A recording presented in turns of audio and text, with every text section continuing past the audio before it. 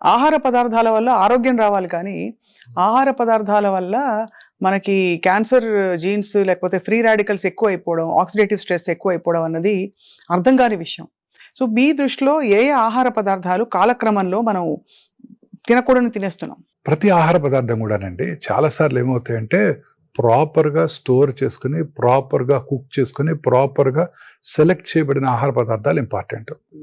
Contamination, improper cooking, improper storage వాటికి క్యాన్సర్‌కి దారితీస్తున్నాయండి. ఉదాహరణకి ప్రతి ఐటెం మనం తీసుకున్నాం ఇప్పుడు. మనం తినే rice staple diet for south Indians. వీటిని సరిగా స్టోర్ చేయకపోయినట్టయితే బ్యాసిల్లస్ సీరస్ అనే ఒక ఫుడ్ పాయిజనింగ్ ఏజెంట్ డెవలప్ అవుతుంది. దాంతో పాటు వాటిలో మౌల్డ్, అఫ్లోటాక్సిన్ చాలా కామన్ గా వింటుంటాం. అఫ్లోటాక్సిన్స్ మన పీనట్స్ మీద వీటి మీద కూడా జీడిపప్పుల మీద వింటుంటాం. ఈ అఫ్లోటాక్సిన్స్ కూడా డెవలప్ అవుతాయి, అవి క్యాన్సర్ కి దారితీస్తాయి. అందుకే ఫుడ్ ని చాలా కేర్ఫుల్ గా స్టోర్ చేయాలి. రైస్ ని మీరు అడగొచ్చు, మరి రైస్ ని పొద్దున్న రాత్రి అన్నం తోడుపెట్టి పొద్దున్నే తింటే చాలా మంచిది అంటారు. Probiotics, fermented food highly gut microbiome కి హెల్ప్ చేస్తుంది, మనకి ఇన్ఫెక్షన్ పెంచుతుంది, ఇన్ఫ్లమేషన్ తగ్గిస్తుంది. Yes, properly stored. మనం కనుక ప్రాపర్ గా దాన్ని స్టోర్ చేసి ఫెర్మెంట్ చేసినట్టయితే ఇట్ ఈస్ పరమౌషధం. చేయకపోయినట్టయితే ఇట్స్ ఎ పాయిజన్. అది ప్రాపర్ గా చేయకపోవడం అంటే ఏంటి? ఉదాహరణకి దాన్ని అలా వదిలేయటం. సో ఇమ్మీడియట్ గా రైస్ ని కూల్ చేసి రెఫ్రిజిరేట్ చేయాలండి. అలా చేయకపోయినట్టయితే ఈ బ్యాక్టీరియా, మౌల్డ్స్ డెవలప్ అవుతాయి. సో ఇవన్నీ అంటే ఒక పీరియడ్ ఆఫ్ టైం తింటే వచ్చేవా సార్? ఒక 2 సార్లు తినంగానే రెగ్యులర్ గా ఇప్పుడు పికిల్స్ సౌత్ ఇండియాలో కామన్ గా తింటుంటారు పికిల్స్. ఇప్పుడు వర్షాకాలం వచ్చిందంటే పికిల్స్ ఆర్ వెరీ పాపులర్. నాకు కూడా చాలా ఇష్టం, మీకు కూడా ఇష్టమే ఉంటుంటుంది ఆ పికిల్స్. ఈ పికిల్స్ లో ప్రాపర్ గా స్టోర్ చేయకపోయినట్టయితే వాటిలో నైట్రోసెమిన్స్ డెవలప్ అవుతాయి, మోనోసోడియం గ్లూటమేట్ డెవలప్ అవుతుంది. ఇవన్నీ కూడా డెఫినెట్ కార్సినోజెన్స్. ఎలా సార్ ఎంఎస్జీ ఎట్లా డెవలప్ అవుతుంది? వాటిలో ఇంప్రాపర్ స్టోరేజ్. ఎంత సాల్ట్ ఆయిల్ ఉన్నప్పటికీ దానికి అదే డెవలప్ అయిపోతుంది. వాటిని చాలా కేర్ఫుల్ గా సెరామిక్ యుటెన్సిల్స్ లో స్టోర్ చేయాలి. జాడీలో పెట్టేవారు, జాడీలో పెట్టి అవి దే ఆర్ ద బెస్ట్. అవి క్లే తో చేసిన, సెరామిక్ తో చేసిన glazed or naturally glazed ceramics are the best. ఇప్పుడు ప్లాస్టిక్ కంటైనర్ లో పెట్టామనుకోండి, వాటిలో అనేక రకాలైన టాక్సిన్స్ రిలీజ్ అవుతాయి. అవన్నీ అయిపోతాయి సార్, అవన్నీ పికిల్లోకి అబ్జర్వ్ అయిపోతాయి, మనం తినేస్తాం. మైక్రో ప్లాస్టిక్స్, బిస్ఫెనాల్ ఏ డెవలప్ అవుతుంది. ఇవన్నీ కార్సినోజెన్స్. సో ఇవన్నీ కూడా మనం చాలా కేర్ఫుల్ గా చేసుకోవాలి. చాలా సార్లు పికిల్స్ లో కొంచెం ఇంప్రాపర్ గా స్టోర్ చేసిన వైట్ ఫంగస్ డెవలప్ అవుతుంది. మీరు చూసే ఉంటారు. అది ఖచ్చితంగా తినకూడదండి. It has definite odour, it has definite bitter taste and you can see it yourself. అంతే కనిపించిపోతుంది. అవి కూడా డెఫినెట్ గా కార్సినోజెన్స్ అండి. ఇవన్నీ కూడా క్యాన్సర్ రావడానికి దోహదం చేస్తాయి. ఒబేసిటీ తర్వాత ఈ ఇతరత్ర లైఫ్ స్టైల్ కండిషన్స్ కూడా కొంత క్యాన్సర్ కి దారి తీస్తున్నాయి అంటారు. 100% అండి. ఇప్పుడు ఒబీస్ ఉమెన్ లో అనేక రకాల క్యాన్సర్స్ వచ్చే అవకాశాలు ఉన్నాయండి. ఉదాహరణకి breast cancer, uterine cancer, ovarian cancer, ఇవన్నీ people belonging to high socio economic స్ట్రాటాలోనే మనం చూస్తుంటామండి. మిగతా వాళ్ళలో అసలు మనం చూడం, ఒబీస్ ఉమెన్ లోనే చూస్తాం ఈ క్యాన్సర్స్ అన్ని కూడాను. ఆ ఒబీస్ ఉమెన్ లో వచ్చిన క్యాన్సర్స్ ఇతర నాన్ ఒబీస్ ఉమెన్ లో కనబడవండి.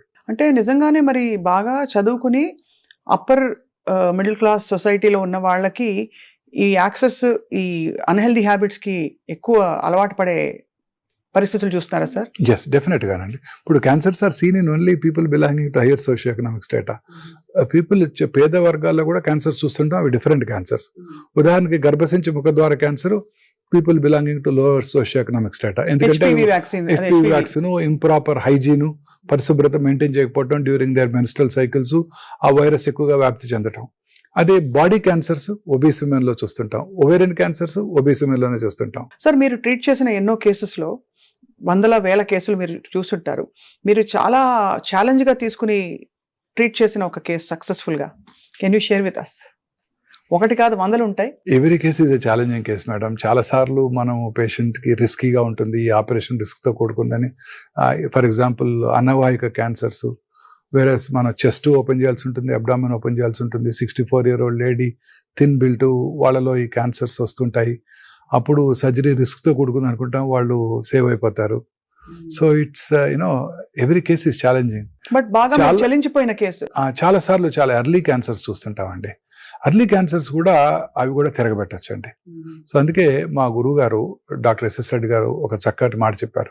The unpredictable biological behaviour of the cancer makes the most predictable treatment unpredictable. అంటే ఎంతో కష్టపడి మనం మనసు పెట్టి హార్ట్ పెట్టి వైద్యం చేసినా కూడా కొన్నిసార్లు అవి తిరగబెడుతుంటాయి. తిరగబడతాయి కాబట్టి మన చేతుల్లో ఉండదు ఆ టైంలో.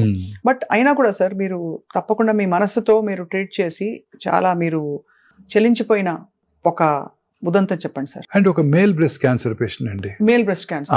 అతనికి ఎంతో మనసు పెట్టి చేసామండి. సర్జరీ చేసాము, సర్జరీ తర్వాత 6 cycles కీమోథెరపీ ఇచ్చాము. Each chemotherapy was a challenge అండి, ఎందుకంటే is a very sensitive man. Each కీమోథెరపీకి ఆయనకు అనేక రకరకాల సైడ్ ఎఫెక్ట్స్ వచ్చాయండి. ఆయన ఎంతో ఎఫెక్ట్ అయిపోయేవారు. ఆ ఫ్యామిలీ కూడా ఎంతో సెన్సిటివ్ ఫ్యామిలీ, ఎంతో ఎఫెక్ట్ అయిపోయేవారు. ప్రతి క్యాన్సర్ కీమోథెరపీ ప్రోటోకాల్ కూడా ఒక ఛాలెంజ్. ట్రీట్మెంట్ అయ్యేంత వరకు కొన్ని నెలల పాటు హాస్పిటల్లోనే ఉన్నారు ఆయన. ఎంతో సెన్సిటివ్ పర్సన్. చిన్న సైడ్ ఎఫెక్ట్, చిన్న పిల్లల మెంటాలిటీ, సైడ్ ఎఫెక్ట్స్ తట్టుకోలేరు వారికి ఎంతో కష్టపడి వైద్యం చేసాము. క్యూర్ అయిపోయింది అనుకున్నాం. Within 1.5 years లంగ్లో తిరగబెట్టింది. అయ్యో. సో చాలా కష్టపడి ట్రీట్ చేసాం. రౌండ్ ద క్లాక్ టైం ఇవ్వాల్సి వచ్చేది ఆయనకి. సో కంప్లీట్ గా మీరు ఎంతో కష్టపడి బతికించారా సార్? లేదు, we lost him. So it's very hard on you కదా. as much as మీరు స్ట్రెస్ లేకుండా ఉండాలంటారు. ప్రతి పేషెంట్ ప్రాణం మీకు స్ట్రెస్ కదా. చాలా స్ట్రెస్ఫుల్ గా ఉంటుందండి. ప్రతి క్యాన్సర్ సర్జరీ స్ట్రెస్ఫుల్ గా ఉంటుంది. చాలా మంది అడుగుతుంటారు, ఎస్పెషల్లీ ఒబీస్ పీపుల్ ఆపరేట్ చేసేటప్పుడు చాలా స్ట్రెస్ఫుల్ గా ఉంటుందండి. వాళ్ళలో ఆ బ్లడ్ వెసల్స్ పెల్విస్ లో కనబడడం. మనందరికీ కూడా lower part of the abdomen లో ఫ్యాట్ ఎక్కువ ఉంటుందండి. Most of my cases are pelvic, either uterus or ovary or rectum or colon. ఇవన్నీ కూడా పెల్విక్ మాలిగ్నెన్సీస్ అన్ని కూడాను, బ్లాడర్ క్యాన్సర్స్, సర్విక్స్ క్యాన్సర్స్, ఇవన్నీ కూడాను చాలా డిఫికల్ట్ టు ఆపరేట్ అండి. చాలా సార్లు ఒబీస్ ఇండివిజువల్స్ లో చాలా ప్రాబ్లమ్స్ క్రియేట్ చేస్తాయి. ఎంతో స్ట్రెస్ఫుల్ గా ఉంటుందండి. ఒక surgery will drain away our few days of our life. అలాంటిది మీరు స్ట్రెస్ లేకుండా మీరు మెయింటైన్ చేసి, అంటే ఇంత పెద్ద ఇన్స్టిట్యూషన్ రన్ చేస్తూ చాలా సవాల్ అయితే చాలా కష్టం అండి. ఏ క్యాన్సర్ కి ఎప్పుడు ఏ ఎలర్జీ వస్తుందో, ఏ మెడిసిన్ కి ఎలర్జీ వస్తుందో తెలియదు. చాలా రియాక్షన్స్ వస్తుంటాయి. బ్లడ్ ట్రాన్స్ఫ్యూషన్ కి రియాక్షన్స్ వస్తుంటాయి, ప్లేట్లెట్ ట్రాన్స్ఫ్యూషన్ కి రియాక్షన్స్ వస్తుంటాయి. Not in our hand, but patients ఏమో they think it's because of us. Gastrointestinal cancers ఈ మధ్య ఎక్కువయ్యాయని చెప్పొచ్చా సార్? అంటే ఈసాఫగల్. yes definitely అండి. అన్ని రకాల క్యాన్సర్స్, అన్ని క్యాన్సర్స్ ఎక్కువయ్యాయండి ఇప్పుడు. Gastro intestinal tract cancers are the highest now. About 2,25,000 new gastro intestinal tract cancers ప్రతి సంవత్సరం ఇండియాలో డయాగ్నోస్ చేయబడుతున్నాయని ICMR వారి అంచనా. And this is followed by breast అండి. More than 2 lakh new breast cancer patients per annum in India. So gastrointestinal cancers direct గా food వల్ల వస్తాయని అనుకోవచ్చా? లేదు క్యాన్సర్ జీన్ బాడీలో బ్రేక్ డౌన్, ఆంకో జీన్స్ అన్ని ఒకటే, ఎక్కడైనా రావచ్చు అండి. ఇప్పుడు రకరకాల క్యాన్సర్స్ మనం చూస్తుంటాం. ఉదాహరణ కోలన్ క్యాన్సర్ తీసుకున్నాం అనుకోండి. కోలన్ క్యాన్సర్ నార్త్ ఇండియాలోను, elsewhere in the world, western world లోను చాలా కామన్ గా చూస్తుంటాం. We really don't know. Fibre తక్కువగా తీసుకునే వాళ్ళలో ఈ క్యాన్సర్ ఎక్కువగా వస్తుందంటారు. ఫైబర్ ఎక్కువగా తీసుకునే ఆఫ్రికన్ కంట్రీస్ లోను, ఇండియాలోను ఈ క్యాన్సర్ ఇన్సిడెన్స్ తక్కువ అంటూ ఉంటారు. ఫైబర్ ఎక్కువగా ఉన్నట్టయితే మనం మోషన్ రెగ్యులర్ గా పాస్ చేసేస్తాం, రోజుకి ఒకసారి మోషన్ వెళ్ళిపోతుంటుంది. ఫైబర్ తక్కువగా తీసుకున్నారనుకోండి, ఏమవుతుంది, ఆ కంటెంట్స్ అన్ని కోలంలోనే స్టోర్ చేయబడతాయి. స్టోర్ చేయనప్పుడు ఆ ఫీకల్ మ్యాటర్ లో ఉన్న కార్సినోజన్స్ కోలోనిక్ మ్యూకోజా మీద ఎక్కువ కాలం పనిచేసి క్యాన్సర్ కు దారితీస్తాయి.